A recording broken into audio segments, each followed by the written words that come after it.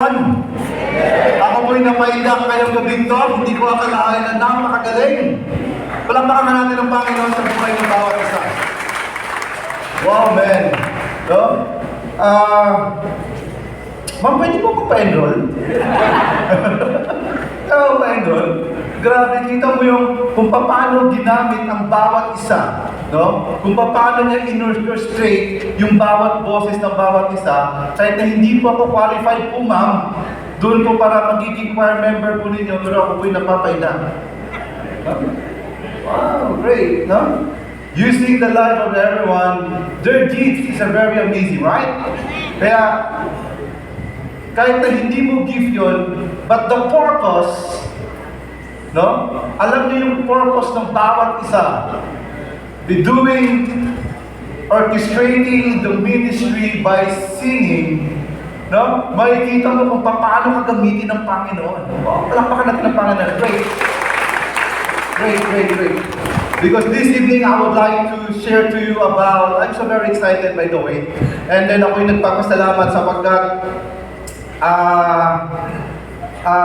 ako po'y napaunlakan at saka naimbitahan to speak the word of the Lord this evening with the great and soldier of God by this ministry.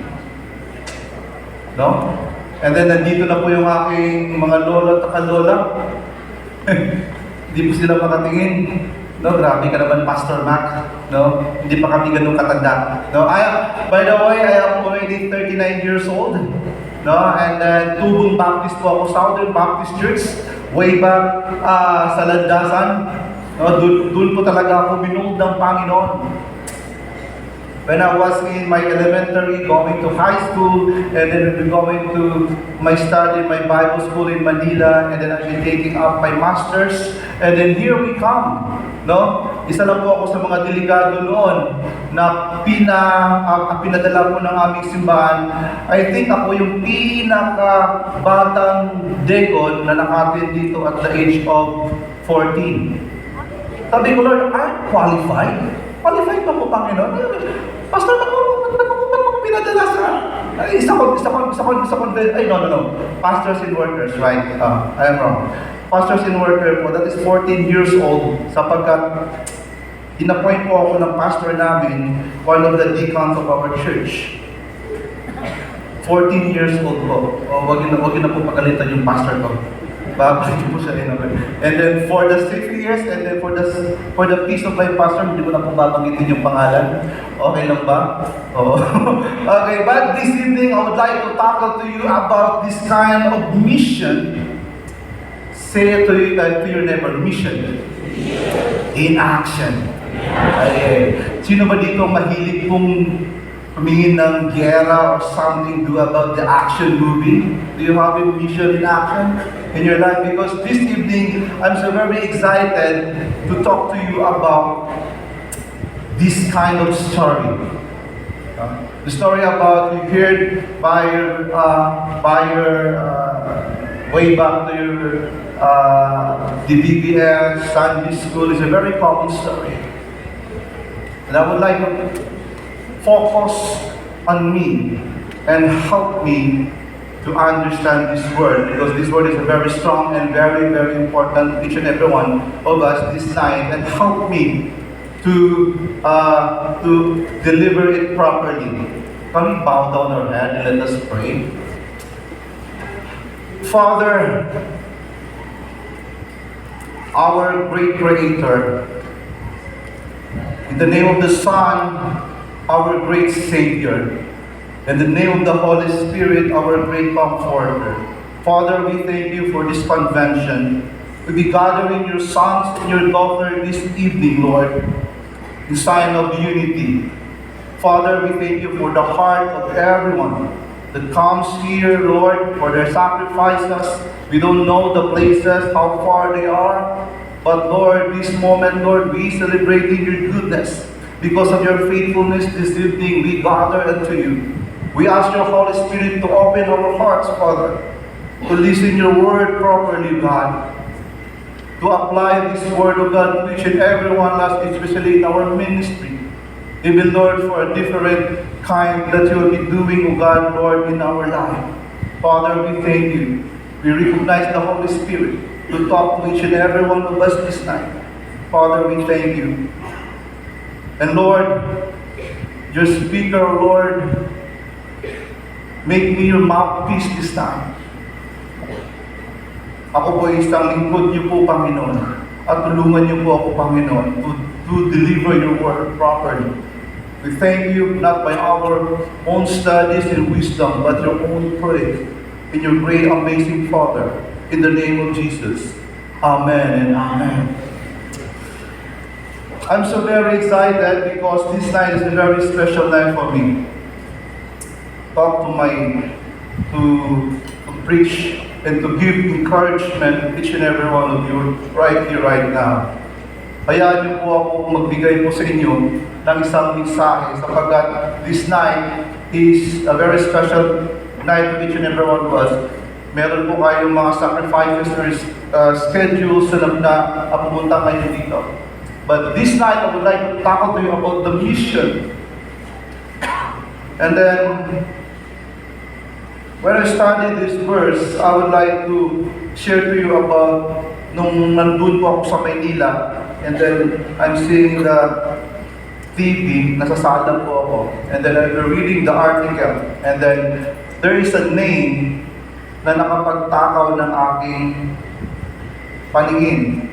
The name of this person is Travis Pastrana, one of the great bikers of all the world. 6 medalists po siya by his own field of motorcycle. Siya po yung nakapagawa ng mga kakaibang bagay. Pinapalipad niya po yung motor in a way more than 150 meters. Pinapalipad niya po. This man, his name is Travis Pastrana. Kung kilala po ninyo yan, one of the greatest and the legendary sports. Ngayon po is kinakonquer niya na po ngayon kung ano po yung meron ngayon sa X Games. Ang mga games po na to is kakaiba. Tinataya po ang buhay nito. And then, I'm so very wonder with this person. Nag-wonder po ako sa kanya sapagkat 5 to 6 gold medalists. And then, nung nabasa ko po siya, ginugil ko po ang kanyang pagkatao. This man have only 49 broken bones sa kanyang katawan. 139 hospitalized nung kanyang nakuha niya yung 6 ng kanyang gold medalist among of all the athletes at that time. Mantakin mo. Wow, man! Sino bang nasubukan na nabalian ng buto sa atin dito? Masakit? Di ba? This man is more than 49 broken bones ang nangyari sa kanyang katawan. 130 to 149 hospitalized na hospital po siya because of that purpose. Say it with me. Purpose. Wow, mahina. Say it with me. Purpose. Wow. In the book of Isaiah, chapter 26, verse 8, ang sabi doon, "O Lord, my Father, I am the clay, and you are my potter. And all of us is your workmanship." In the Old Testament, ang sabi po doon, "Lord, we are your clay, and you are the potter." Let's talk about purpose. Say it with me, purpose. Yes. Because without purpose, yung paggawa po ng clay, or something, meron pong maker yan. Right? You have a maker. Kaya nga sabi ng Panginoon, kung minulda ka, or something, yung isang tasa, minulda niya, ang purpose po ng tasa, ano po? Lalagyan po ng tubig. Ang toothbrush po is meron po siyang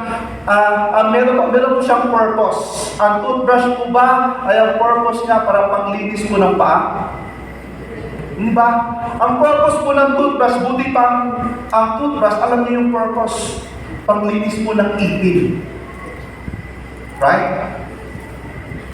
Because lahat po ng ginawa ng Panginoon, They have a purpose. Ang dami po sa atin ngayon, Lord, I'm so very feeling exhausted. I'm so very tired doing mission. Father, why I am here right now? Bakit ako nandito ngayon? Ganun ba yung minsan yung tanong mo sa sarili mo? Lord, I'm so very tired. I've been doing the ministry more than 20 years ago. Go back to your purpose. What is your purpose? Because in the book of Isaiah, chapter 64, very clear. We are the clay, and there is a potter. Like the Travis Pastrana, alam mo yung purpose niya. He mold. Hindi po madali po yung i-mold ka. Right? In a mission, hindi po madaling gawin ka. Yung ang tasa po, ang purpose po niyan is lalagyan po ng tubig para po is gagamitin pang inom. Right? Magkakaiba po yung purpose. But sometimes, our purpose is magkaiba yung ginagawa. What is the difference in purpose and ambition? Pastor Mac, is magkaiba yun? Bawal ba ngayon mas magkakaroon ako ng ambition? Intro pa lang po to. Hanggang alas 10 po tayo dito. Nagkamali po kayong ginawa ng speaker. I've been preaching more than 2 hours po. Joke lang po. Tapos po ako. We go by the purpose. Okay. Purpose. Because napakahalaga po ang bawat isa po sa atin. A missionary, a leader, a pastor, know our purpose. Because this night, I would like to talk to you about this, a very common story. A very common story na nabanggit na po natin na many times. Where's my PowerPoint? Okay. Okay, sorry. Ayan. Ay, kinig pa. Okay. The pathway to a fulfilled life. Brothers and sisters, your life, ang tanong ko, fulfilled ba yung buhay mo ngayon? Are we doing a mission in action? Your life, fulfilled ba yung buhay mo ngayon? Kaya this night is I would like to, ang pinagmagatahan ko to, the pathway to a fulfilled life. Bakit kaya? Okay? Ayaw. Sorry, there is a technical error.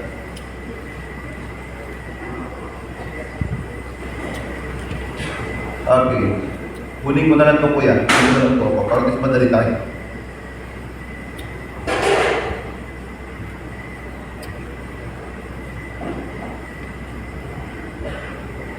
Okay. Right? We can expect God's blessing if you are not willing to obey His word. Because purpose is meron po siyang a connection sa obedience. Right? Meron po siyang connection about obedience.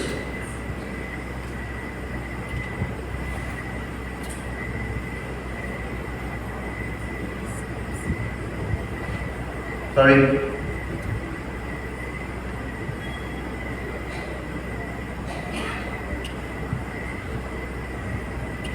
Ayan. Thank you, sir. Okay, obedience brings blessing to each and everyone. Because this night I would like to talk about your purpose. Listen very carefully. Your purpose with the obedience. What blessing this night? Sino yung gustong blessing sino yung gustong magkaroon ng blessing sa buhay? May pakitaas na kamay para kayo gusto kong makita. Ayan. You know why? Wala po talaga tayong problema about obedience Lahat po ng mga Kristiyano, lahat po ng mga leaders, there is no problem about obedience. But to remain obedient is another story. Right? Wala tayong problema about obedience. But to remain obedient is another story. Because this night, I would like to tackle to you about this.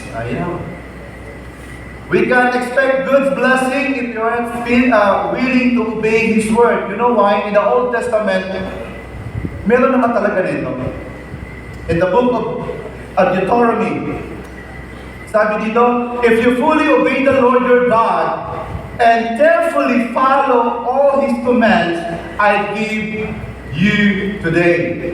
Even in the Old Testament, talking about or dinidiscuss about the blessing or meron na pong word ng obedience. Sabi ito, if you fully obey the Lord your God and carefully follow it. Ano daw?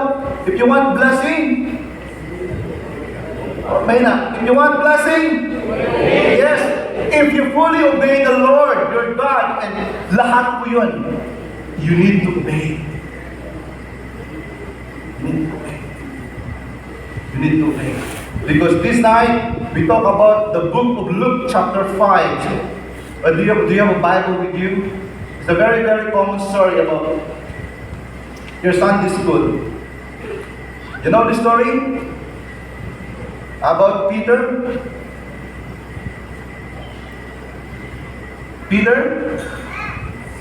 Because this story, in the whole night of catching fish is with this man named Peter, the first disciple of Jesus Christ. Wala po silang nahuling isda dito. And then they are all prostrated at that night. And then they'll be cleaning their nets after the whole night of catching fish na wala talaga sila nakuha. Prostrated. Very frustrated night. Because this book, I want to tackle to you because obedience is progressive. My first point this night is obedience is progressive. Do you believe that obedience is progressive? Tell you set me. Obedience is progressive. Di ata naniniwala, Brad. Pakilakas, Brad. Obedience is progressive. Right now and then. There we go. Because I would like to share to you the last verse of it. When they had brought their boats to land, they left everything and followed Him. Ito yung last verse 11. Peter, nung nakita ni Pedro ang napakaraming isda na nakuha nila at that day na inobey nila si Lord, ang verse 11 po, babalikan ko yung 1 to 10 mamaya. Ang verse 11 po, ang sabi po sa verse 11, anong sabi? When they had brought their boats to land, nung hinila na nila Peter yung boats into the lands, and then sabi, they left everything and followed Him. Bakit kaya? Nandun na yung blessing. Nandun na yung napakaraming isda na nahuli nila. But when they bring their boats to the land, they left everything. In the verse 11, and then I was studying this verse, sabi ko, Lord, wow, bakit ngayon pa na nakita mo na yung blessing? Bakit ngayon pa, Peter, nung nakita mo na ang dami ng isda, bakit ngayon ka pa? Bakit ngayon mo pa? Bakit ngayon mo pa iniwanan ang lahat? You wondered why? Bakit ngayon mo pa iniwanan na nakita mo na yung miracle? Do you have an encounter with Jesus Christ at that day? Why? Why, Peter? Pick na yun ng career mo. Ba't mo pa iniwanan? Are you excited? Why? Isa-isahin natin. Come on. Okay. Because I believe, first, this is the story start. One day, Jesus was standing by the lake of Gethsemane. Nag-study kayo. Good. Then the people were crowding around Him and listening to the word of the Lord. Word of God. And saw at the water edge of two boats. Meron siya nakita ng dalawang boats. Hindi sinabi dito. Take note in this verse. Hindi sinabi dito na kilala ni Jesus Christ yung owner, right? meron na siyang dalawang nakitang boats left there by the fishermen. Meron pong dalawang fishermen. And then, who were washing their nets. This is the story of Anak. And then start. When Jesus Christ, the ministry of Jesus Christ, you know why when you start in the book of Luke chapter 5, all the miracles of Jesus Christ, around 33 miracles happened, 13 of the miracles of Jesus Christ in the ministry of Jesus Christ happened in this region, in this lake. 33 of His miracles, 18 of the miracles is happening in that region. That's why it's a very significant this place. A lake of Galilee, or a sea of Galilee. And then after that, one day when Jesus Christ saw the crowd, and after that is, ang daming taong nakasunod sa Kanya. Meron siyang nakitang dalawang boat. Hindi minention yung pangalan in the first verse. Sapagkat at that time gusto ng Panginoon na meron siyang entablado. Because people pressing toward Jesus Christ. Nagkakaroon po ng stampede at that time. Then meron po dalawang boat ngayon napapagmay-ari po ng fishermen named, di pa sinabi, you're so very excited. Okay? Ginawang entablado ng Panginoon yung boats na yan. And then pagkasabi dito, obedience is verse 2, verse 3, and he got into one of the boats, which was Simon, after he named Peter. You know why? A very significant verse this. He got into one of the boats, which was Simon, and then named Peter. Alam mo, kapag ang Panginoon pala ang tumatawag sa iyo, binabago talaga yung pangalan mo. Right? Kita po kayo. Clear na. Because name Peter comes from, what's the meaning of Peter name? From hearing. Comes from the hearing. When God calls you someday, when God calls you with this kind of man named Peter, after that he named Peter before Simon.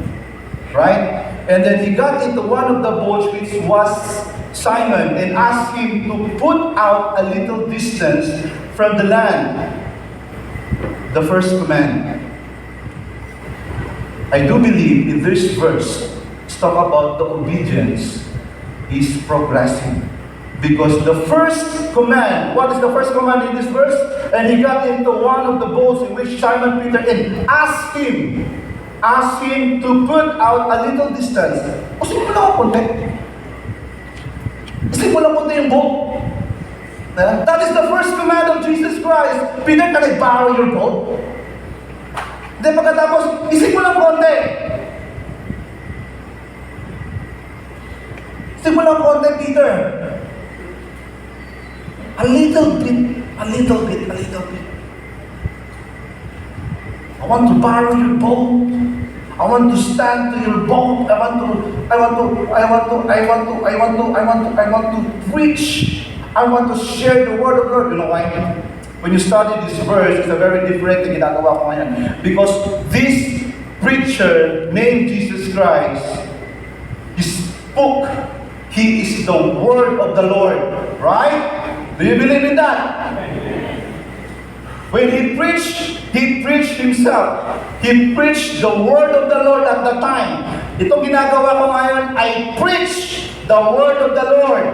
But at that time, the word of the Lord became flesh. In John 1:1, sabi niya, He is the word. Right? Yun yung pagkakaiba namin ngayon. When Jesus Christ borrowed the boat of Peter and stand in the boat and preach the word.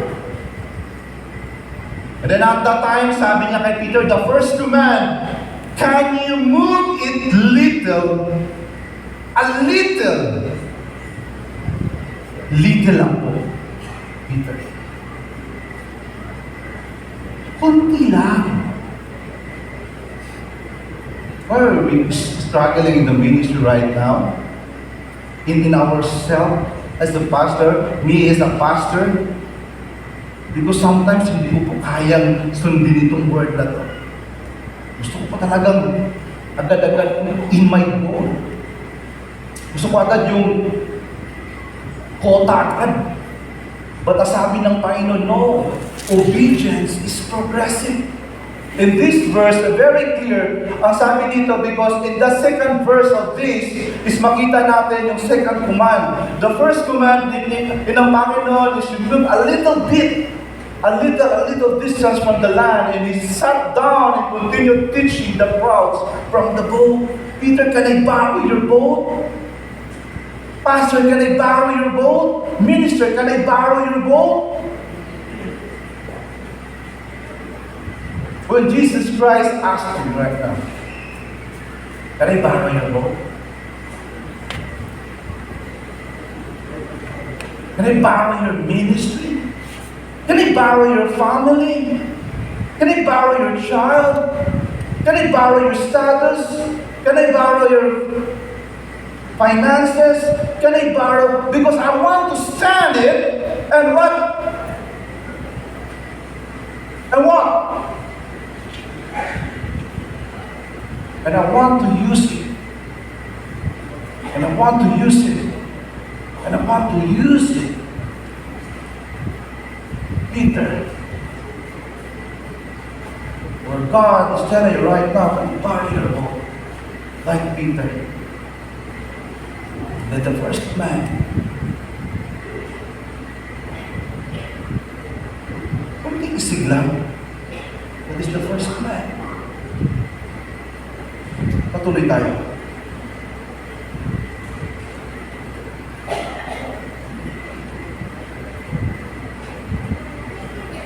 The verse 4 is a very, very good, and I'm sometimes so very amazed in this verse.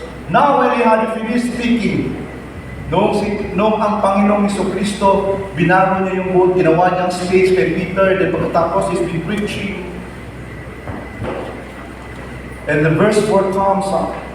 Now when he had finished speaking, he said to Simon, put out in the deep water and let down your nets for a catch. What is the second command?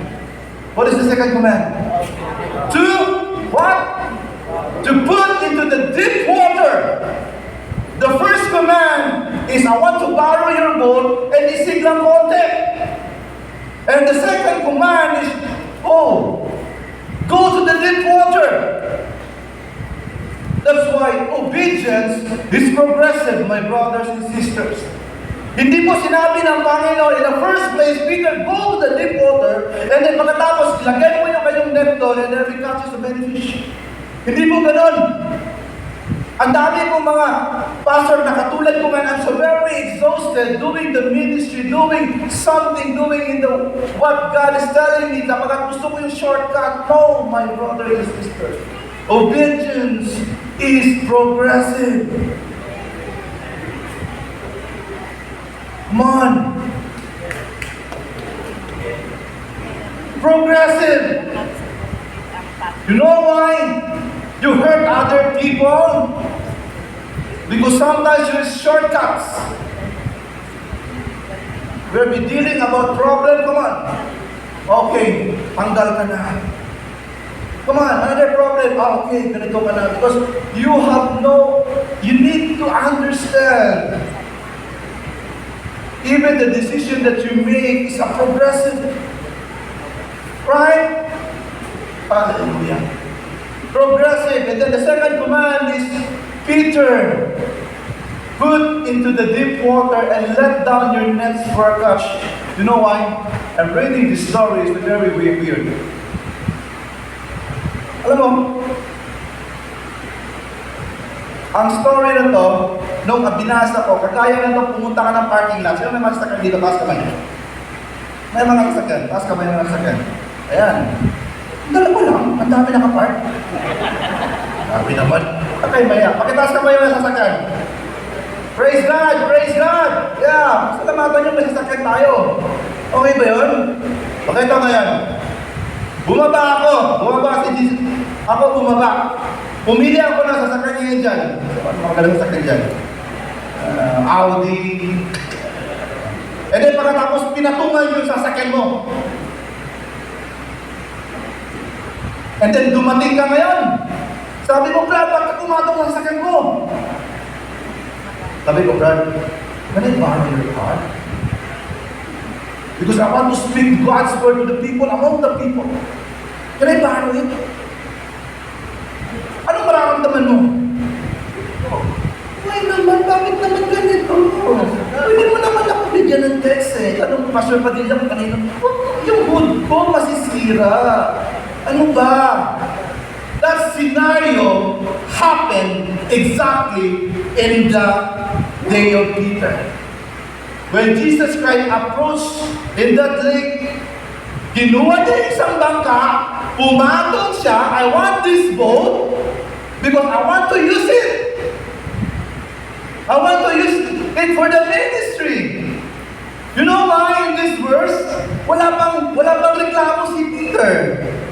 May narinig kang reklamo? Wala pa. You know why? When I'm reading this verse 4, are you with me? Are you with me? When I'm reading this verse 4, sabi ko, Lord, wow man, I realize that this story is very common to my life. Now when he finished speaking, you know what? A very, very, very weird. Why? This man named Jesus Christ na pumatong dito sa bangka ni Pedro, alam mo kung ano yung background? He is the son of what? Carpenter. And then due to man, a legendary fisherman named Peter. Almost of his life, this named Peter, expert for what he do sa kanyang pamumuhay. And then here comes this man named Jesus Christ. Can you go to the deep water and then pagkatapos ilawid mo yung iyong net? And then pagkatapos, you know why si Peter at that time? Lord! Ang araw tirik na tirik. Alam mo kung ano yung nangyari sa amin kagabi? We're all overnight catching fish but catch no one, Lord. Alam mo kung ano yung feeling ng aking mga super depressed. Isa ng sabi ni Lord, depressed ko yan. Whole night kami nag-catch ng fish. And then pagkatapos sabihin mo ngayon, tirik yung araw, ihulog ko yung net ko. And then your background is a carpenter, and I'm doing this more than 20 years. Oh man, what happened in the world right now? Right? Nakuha mo yung point? But Peter did not react, right? Now, sabi dito, Peter, so very excited in this verse. Pasensya na po kayo kapag nagtuturo po ako. Ganito po talaga. Hindi po ako nagagalit. Okay, let us bear with me. And then after that, in the verse 5, Simon responded and said, Master, he worked hard all night. Kita mo na yung sinabi ko? They feel depressed. Lord, you caught nothing but will do as you say and let down the nets. Kahit depressed yung kasama ko, Panginoon, kahit na wala kaming kita with the whole night, but Lord, I will descend my nets to the deep water. I don't care. This is the emotional. Sometimes in the ministries like that. In our lives, in our family, we're like that. Bisaya pa din na naman ni Masangtan, Ginoo. I am an engineer profession, an IT expert, and I'm also a businessman.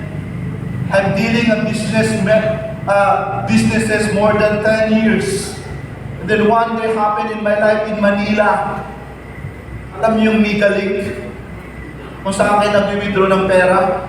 One of the servers all over the Asia, ako po yung mahawak. One day, bumagsak po yung Mika-Link po, sapagkat yung bayan at saka yung fiber ng PLDT po is hindi po sila magkakaintindihan. All the bank net at that time is closed within 24 hours.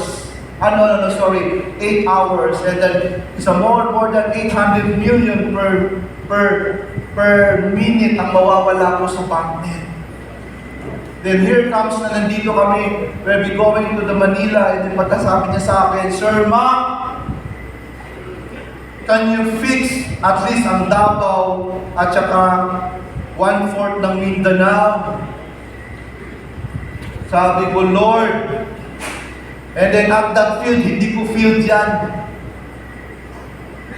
Because I am only a managing the server, not a programmer.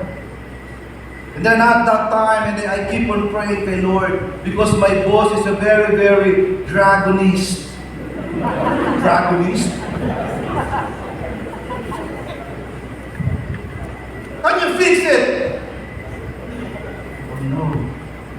I can fix it. I can fix it. No, why? My boss is very frustrated at that night. Bumili ko siya ng pagkain ko. Sabi niya,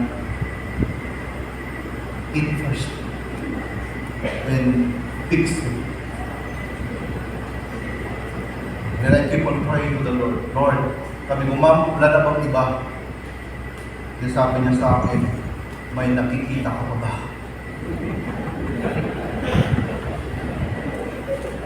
Wala na po. And you are the last option. I need to throw my net at that time. I need to throw my net. Then sabi niya sa akin, sino yung kasama mo na magbabaklas ng server? And then one thing for sure, my best friend. Alam niyo kung ano po yung verse? Clark. Sabi ko, kunin natin, his name is Wilson. Can you look for Wilson, ma'am? Who's that man? Sabi niya sa akin, the clerk in the 3rd floor. Huh? Why? Because that is my best friend.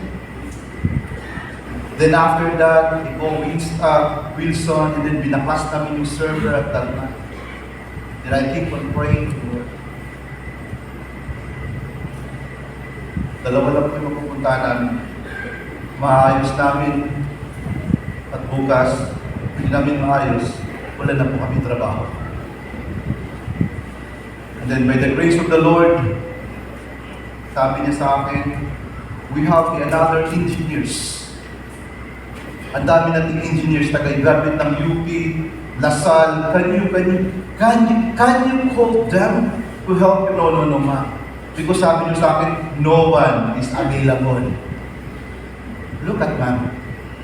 Oo nga, wala. Kanyang po. And then we fix the server all nights. And then exact 7 a.m., we be transmitting the data. And to God be the glory, the server is not working. Kala niyo.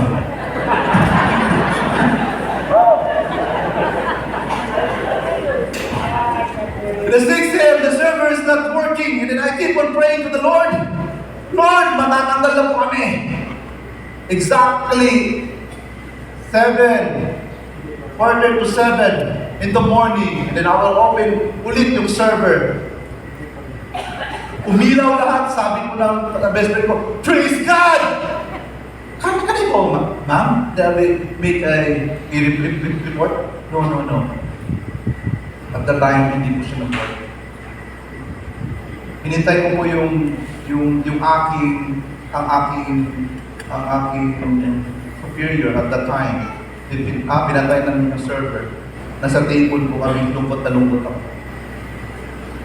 Then, nandyan yung boss namin. Sabi niya, okay na?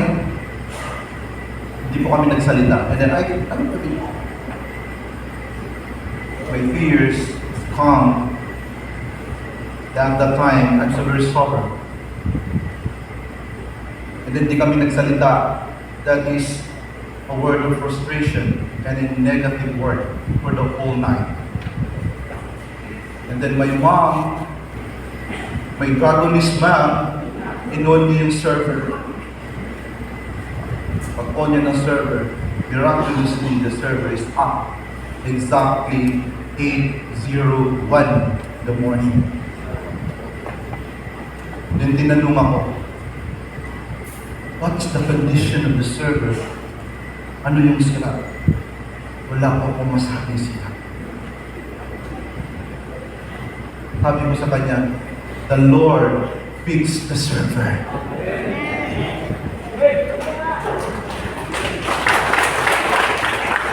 You know why? In our ministry, sometimes we do something about struggling, wrestle to each other, your members, your pastors, even the family. You know why? When God have a purpose in you, doing in the ministry, like Peter, you only need to trust Him to fix everything for you. To fix everything for you. Like Peter. You know this man named Jesus Christ? He's a son of carpenter. Inutusan siyang pumunta ng laot. Then he threw the nets. Then after that, what happened? The miracles happened. I believe that obedience is progressive. Say it with me. Progressive. Okay. And then, the verse, when they had done this, they caught a great quantity of fish, and their nets began to appear. Wow. It's a great blessing, right? It's a great blessing. Kunti lang pinag-iamin nyo, dito walang blessing, oh. It's a great blessing, right? Amen. Because at that time, when Peter obeyed the Lord, even hindi niya kilala kung tao to, even na magkaroon siya, kahit magkaiba yung background nila, but the blessing, why? Alam mo, kapag si Lord ang magbibigay ng blessing, hindi sapat yung lalagyan mo. Pagkasabi yung kapag si Lord ang magagawa ng miracle sa buhay mo, hindi sapat yung lalagyan mo. Amen ba? Kunti lang po. Ulitin mo ulit. When God gave you a miracle or a blessing, yung dala-dala mo ngayong lalagyan, hindi sapat yan. Because ito yung nagpapatunay. And then when they had done this, they caught great quantity of fish. Remember, this is not a great day for Peter, right? It's not a great day para mag-fish. That is umaga po yung kapatid. But the blessing is overflow. Ano sabi? I'm so very excited in this verse. Are you excited? Okay, so this signal to their partners in the other boat to come. Alam mo, grabe talaga si Lord. Alam mo, pakitapik na katabi mo. Brad! Alam mo, blessed na blessed ako sa'yo.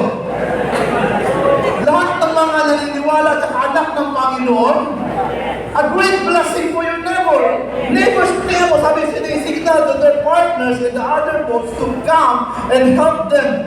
You know, the neighbors of this Peter, may blessing din. May lalagyan din sila. And then they come and fill both of their boats to the point hindi rin kasya. Kita mo na. When you obey the Lord, the blessing comes, is not by yourself only, but your neighbor. Come on. Amen? Salamat po sa mga pastor po na nag-pray po sa akin noon. I am your fruits. Kung sino man nakakilala sa akin. I am the fruits of your prayer. I am the fruits of your labor. That's why young people, if you have the young people right now, give gratitude and say thankful to your pastors, lahat ng mga workers. Because you know why? Isa ka sa mga na-blessing ng mga buhay nila. I am also the fruit. I am also the neighbor also. The neighbor. Here comes the neighbor right now, is preaching the word of the Lord. Pastor, don't quit. You need to rest. Come on, man. Pastor, do not quit. If you're tired, do not quit. Rest. Stand. Throw the nets again. Amen? Yes, amen. Hallelujah. when Simon Peter saw this, he fell down into Jesus' knees, saying, "Go away from me." Oh man! Nung nakita ni Pedro ang nangyari po sa kanya, there is an encounter, a miracle at the time, na sinabi niya, "Lord, oh Lord, hindi po ako rapat-dapat sa iyo." You know why? This verse very personal to me. Why? But when Simon Peter saw this, he fell down Jesus' knees, saying, you know why? The realization of Peter is napakalalim. This name, Jesus Christ, the son of Joseph, the son of carpenters, there is an eye na nakita ni Pedro na mas malalim sa taong pinangalan ng Jesus Christ. First, ang nakita niya, it is very impossible to catch fish in the day. And then all of his life, wala siyang nakita at wala siyang na-witness a great harvest like this. Even the neighbor, yung lalagyan nila, he never experienced that. When Peter encountered Jesus Christ, this man is the Lord over nature. What man? He's the Lord over nature. He commands fish to go to the nets. Right? Nakita ni Pedro yun. Nakita ni Peter at that time. He saw by his own eyes. That's why doing the ministry, brothers and sisters, pastors, workers, you need to sow. Kailangan mong makita what God bless you. Because every now and then, nakikita mo yung blessing mo yan, masasabi mo, Lord, oh Lord, hindi ako karapat-dapat sa iyo. Nakikita mo yung miracle na yan, ihahambog ka ng Panginoon. Like this man. Right? But when Simon Peter saw this, he fell down on Jesus' knees, saying, "Go away from me, Lord, for I am a sinful man." He recognized this man is not an ordinary man. He is God. He is Master. Because everything, very impossible to catch fish in the morning. He's the Lord over nature. He's the Lord over nature. My question to you right now, brothers and sisters in the Lord, do you have encounter in your life, a miraculous, na masasabi mo, Lord, go away from me. I am not worthy of this blessing. I am not worthy of this blessing, Lord, because I am a sinner. Know why? The blessing of the Lord, malalaman mo pala, when that blessing comes from the Lord, listen very carefully, when that blessing comes from the Lord, it's not boosting yourself. It leads to you in the humbleness. Right? When it comes from the Lord, the miracles, the blessing, is not you to boost yourself. Lalo ka niya palang pinapahakot. Eh, alam natin yung sikreto. Lord, ang dami nagtatanong sa atin eh. Lord, galing ba talaga sa ito? Galing ba talaga sa ito? And that Peter realized at that time that this man is the Lord over nature. This blessing, God leads him to the humble person. Right? For amazement and disease in him and all his companions because of the catch of fish which they had taken. And likewise also the James and the son of Zebedee, John, who will be partner with Simon. And Jesus said to Simon, "Do not fear. From now on you will be catching people. You will be fishers of men." No, it's there is a miracle happen, encounter with you, with our God Jesus Christ. Yung verse 11, nasabi, they left everything. Remember that verse? He left everything. He left the fish. He left his boats. And then he followed Jesus Christ. Because you know why? Ang nakita ko sa pag-aaral na to? Because this man Peter is more than the fish na nakita niya in his life. More than the boat.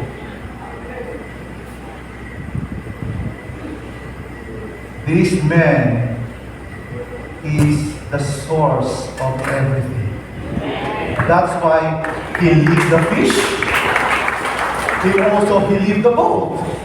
Because this man, when I follow this is the illustration of blessing. When you follow Jesus Christ, the blessings is. Wow, man. Susundan ka ng blessing. Kaya tahirap minsan na tataktuhin natin, uhuli natin yung blessing. Uy, blessing. Yung nasa likod natin, kakalimutan natin. The realization of this man is a very extraordinary. Doing the mission is like that. We need to focus. We need to focus to Jesus Christ. Lord, you know everything is yours. This ministry is yours. Ministry is yours. May na-remember akong story. Mahilig kasi ako sa story. Eh, nandyan pa ba kayo? Amen. Okay. Gusto niyo story? Okay. I remember this story. Sabi sa isang story. Sabi doon, meron po isang bata na nagsasabi sa kanya. Ang papa niya is napakayaman. Isa lang po yung bigay na relo sa kanya. Relo. Sabi ng yung papa na malapit na mamatay, this is the gift for you. Then sabi ng bata, ano yung ito pa? Sabi niya, ipunta mo sa palengke. Tanungin mo kung magkano yung halaga nito. Yung bata naman pumunta sa palengke, tinanong mo doon sa palengke, and pagkatapos nasabi doon sa palengke ng tao, ang relo na to is nagkakahalaga lang po ng 500 pesos. Kinuha ng bata yung relo, bumalik sa papa. Pa! Yung relo po is 500 pesos, sabi po doon sa palengke. Okay, sige ito. Ulit, inutusan yung bata, pumunta ka sa pawn shop. Itanong mo kung ilan ang halaga ng relo na to. Pumunta yung bata doon sa pawn shop, tinanong pa. Ang sabi ko ng owner, sabi niya, ayun, yung para magtatanggap ko ng relo, sabi niya, it costs 2,000 pesos. Bumalik yung bata ulit. Tumalong doon, sabi niya, pumunta ka sa specific na lugar. Pumunta ka sa isang antique collector ng relos. Sabihin mo sa kanya, at tanungin mo kung magkano ang relos na to. Pumunta yung bata doon sa antique collector. You know what? The antique collector at the time is kinuha yung relo. Umulo yung luha. Sabi niya, sabi ng bata, ilan ang halaga nito? Sabi ng antique collector, walang katumbas na pera ang relo. Napatangol yung bata. Sabi ng antique collector, sabi ng bata, pinupunta ko ng papa ko dito para tanungin ko sa kanya. Sabi niya ulit, ang relong ito is walang katumbas na halaga. Binalik yung relo, sabi ng bata, sabi niya, pa, yung tao na inutusan mo doon, at ang sabi niya sa akin, ang relo na to is walang katumbas na halaga. Sinama ng bata yung papa, tsaka pinakita yung relo doon. And then at that man, you know why? Kung sino itong taong to? This man, he is the one who created that watch. He's a billionaire. Sabi ng bata, name what you want for this watch. I want it back to me. You know why? You are like a watch. When your purpose is not aligned, sometimes your integrity will be compromised. Sometimes your ministry will be compromised. But your purpose is aligned with God, your life is walang katumbas. Bring back your purpose to the pattern or to the Creator. You're like a watch. Amen ba yan? Patuloy tayo. And then sa my second point, kita mo na, alas 12 na ulit matapos, Pastor. May kasalanan ka, bakit ako yung ginawa mong speaker? Obedience is immediate. Do you believe that? The first point is obedience is progressive. And then my second point is obedience is immediate. Why? This is the response of Peter. Before that, in the book of Matthew chapter 9, when Matthew called by Jesus Christ, ano sabi? As Jesus went on from there, he saw the man named Matthew, the tax collector, right? And sabi ito, sitting at the tax collector booth, follow me. He holds him, and the Matthew got up and followed him. It's a very immediate. That's why obedience is immediate. Nung tinawag si Matthew, come here. Tinawag siya ng Panginoon, follow me. Ano sabi ni Matthew? Oh, Lord, wait lang, Lord, mag-remits ako. Tax collector Punta mo na ako, Lord, sa bahay ko, Lord. Mag-impake mo na ako, magpapaalam ako sa misis ko, Lord. Tingnan ko muna, Lord, kung will ba talaga ito ng Panginoon. No, obedience is immediate, my friend. You want to transformation, want blessing? Obedience is immediate. You know why? Half obedience is disobedient. You know why? The story of Lut. And the angel comes, and then sabi niya, sisirain mo Sodom at saka Gomorrah. The instruction of the Lord is, tumakbo kayo, huwag kayo lumingon. Right? Yun lang naman yung utos in order to you to survive. Right? And then pagkatapos tumakbo sila, sumunod. Right? Tumakbo naman sila. Nasa kalagitnaan ng pagtakbo nila, anong ginawa? Lumingon! It makes them a better soul. Right? Kaya sabi ko kanina, ang pag-uwi madali. Obedience is a simple thing. But to remain, what? Obedience is a different story, my friend. It's a different story. When you run your race, be obedient, diligently, until you finish the race. Come on, okay? And then I do believe that when they had brought their boats to land, you know why? It's very immediate. Why? Because in the verse 11, sabi dito, when they had brought their boats to land, they left everything and followed him. Wala na pong ibaba. Wala na po. Iniwan na mismo. You know, the miracle maker for that day is Jesus Christ. Sabi ni Peter, it's not all about the blessing right now. It's not all about the boat light right now. It's not all about me right now. It's all about the miracle maker. When you do your ministry, recognize the miracle maker of your ministry. Sama kita, Panginoon. Hindi ako matatakot. Because the blessing is there. The boat is there. Sabi ng Panginoon, can I borrow your boat? What is your response? Lord, mamaya na. Can I borrow it? Do not hold that boat in your life. Even in your ministry, even your family. Jesus Christ wants to use that. Because He is the miracle maker. Amen? Amen. And I do believe obedience is a choice. Come on, say it with me. Obedience is a choice. Choice po yun. Why? Simon responds and said, Master, he worked hard all night and thought. In the verse 5, Master, it's a choice. Alam ni Peter na walang nangyari sa kanya kung night. Alam niya yun, he's feel frustrated. Di ba? Master, you work hard all night and got nothing. But, I choose to obey. But I choose to do. But I choose what you said. I choose. Come on, my friend.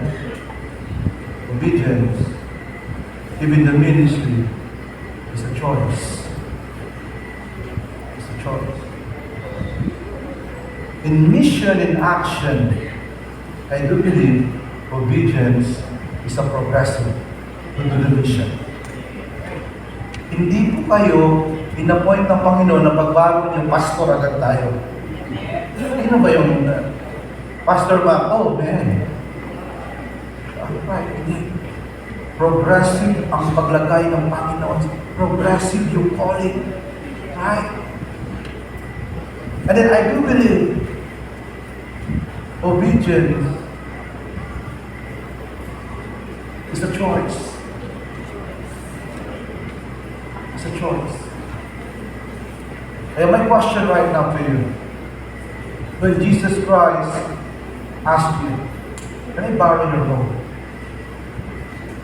Di ba pahiram ba natin? Can I borrow your boat right now? Minister, can I borrow your boat?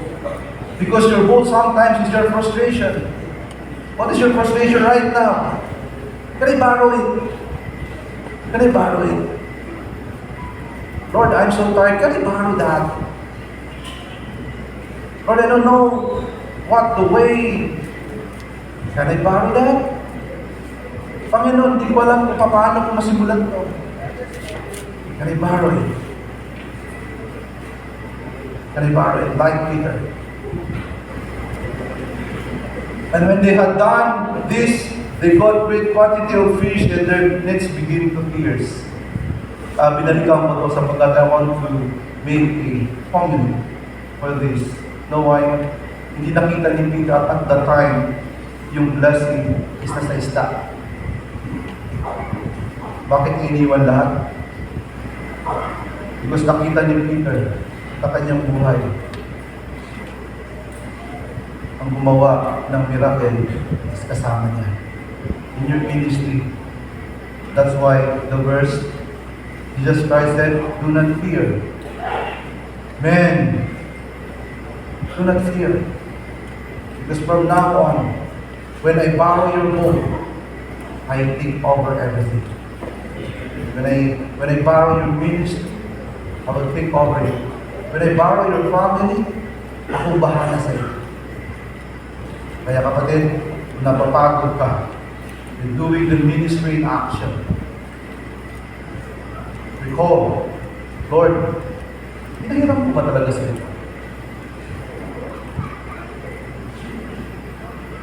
Pinahiram ko na ba talaga sa iyo? Can you ride my boat again? Can you make a miracle again to me? Can you show your miracle? Did the miracle to me? I want my boat. Ay papahiram ko sa iyo. Everybody please stand. As we close this,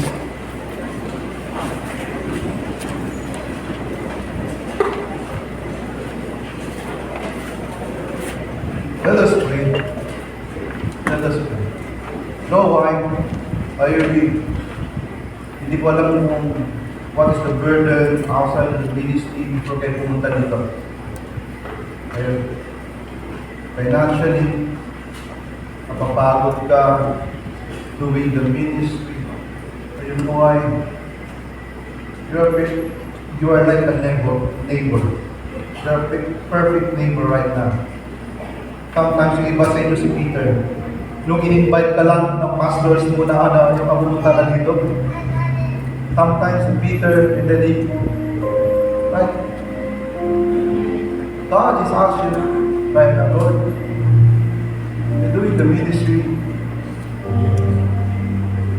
For you, it's not easy.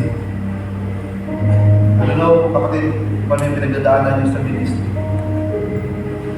But I want to tell you, when God followed your boat, He commanded you, hindi mo lang.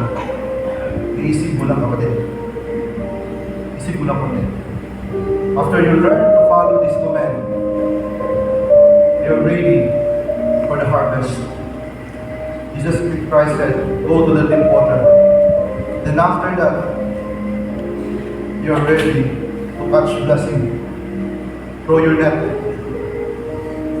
Then after that, you're ready to throw your net. The blessings and the miracle of the Lord will be revealed to you. Even your neighbors, hindi kaya ang gagawin niya. Hindi kaya akating yung blessing niya. Can we pray? Can we pray? Let us bow down our head.